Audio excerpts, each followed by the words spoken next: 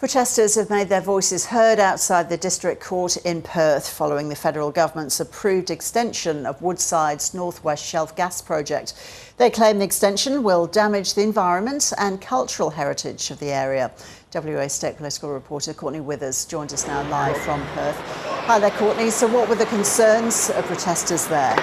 We're here for two reasons. The first being 3 members of that group are appearing in the District Court in Perth this morning on a charge each of attempting to create a false belief at a Woodside AGM in 2023. Now, it was reported at the time that false belief related to an alleged stink bomb and flares, which the group described at the time as a hoax and an excellent prank. I'm heard that they have pleaded guilty to those 3 charges each, but mainly the group that was here this morning was as well protesting the decision on the North West Shelf gas project in Karratha. Newly installed Federal Environment Minister Murray Watt handed down his decision on Wednesday to approve that extension, which continues the life of this project from 2030 to 2070. It's a 40-year extension.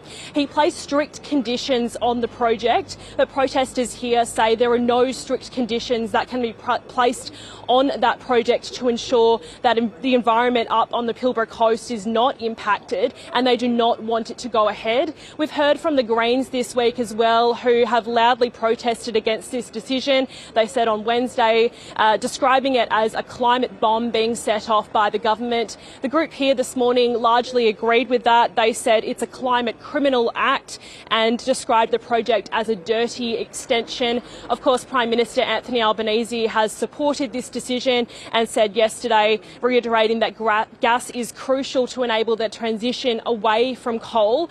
It's not only climate concerns that groups are concerned about, it's also traditional owners as well who are largely protesting this decision. In particular, groups up in the Pilbara are really disappointed about this decision and its potential impact on Murujuga or the Burrup Peninsula, and in particular ancient Aboriginal rock art, which they say is going to be stripped from them and largely impacted with degrading if this project does continue. Groups here have been protesting, as I mentioned, here this morning, but also throughout the week. There was a group yesterday protesting outside Tanya Lawrence's federal office in Perth, and a big protest up at WA Parliament on Tuesday night, actually a day before Murray Watt handed down his decision.